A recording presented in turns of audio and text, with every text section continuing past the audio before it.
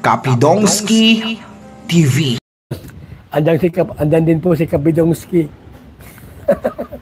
Taga ano si Kapidongski, taga Padada yan eh. Nabudunsor, Kapidongski. Kapidongski, shout out. Update BB Girl Erica, ang daming gustong tumulong pero bakit tumanggi si Erica? Ano kaya ang dahilan? Totoo kaya ito? Alam naman natin na ang dami pa ring nag-aabang na mga supporters ni Erica kung sinong vlogger ang may update kay Erica. Kaya hindi ko talaga mapigilan na mapa-reaction sa aking nalaman na ito tungkol kay Erica.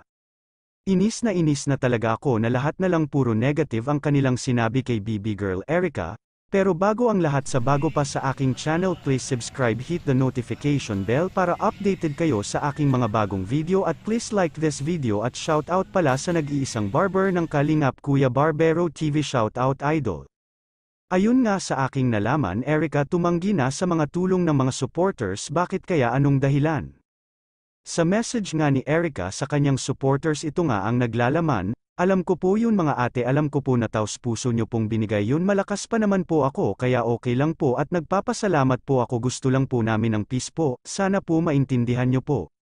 May ibang mas nangangailangan po kesa po sa akin, itulong nyo na lang po sa mas nangangailangan po, sobrang salamat po at di ko po makakalimutan po yan, dadalhin ko po yan hanggang sa pagtanda ko po, di ko po makakalimutan mga tulad nyo po, more blessings pa po sa inyo. So huyo kayo ngayon sa mga taong paipal na akala nila si Erica ay humingi ng mga tulong sa kanyang mga supporters. Loud and clear sa mensahe ni Erica na dapat na lang itulong ang mga ito sa dapat na nangangailangan ng tulong dahil malakas pa siya. Kaya sa mga tao dyan na laging nagsasabing walang utang na loob at mukhang pera si Erica, edi wow, kung mukhang pera si Erica edi sana hindi siya umalis ng Kalingap dahil alam niya na mas maraming magbibigay sa kanya. Bakit umalis si Erica? Dahil alam nila na kaya pa nilang maghanap buhay. Mas gusto nila kumita ng pera ng pinagpaguran nila ng pamilya nila, kaya huwag kayong magbitaw ng mga salita kung hindi nyo alam ang buong kwento dahil magkakasala kayo ni Lord. Basta Erica, ipagpatuloy mo lang ang iyong nasimulan ngayon, never mind sa mga taong walang magawa sa buhay. Dahil inggit lang yan sila, dahil baka gusto rin nilang mamuhay ng katulad sa iyo noon na ang daming gustong tumulong.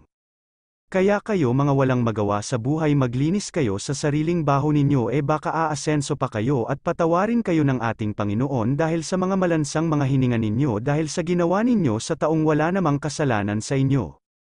Pero dito napukaw ang aking pansin sa message ni Erica dahil sa halos na lang ng salita niya ay may opo, ang bait talaga ng batang ito, kaya ang dami pa ring nagmamahal sa kanya dahil nakikita nila na napaka-genuine ni Erica, down to earth at super humble.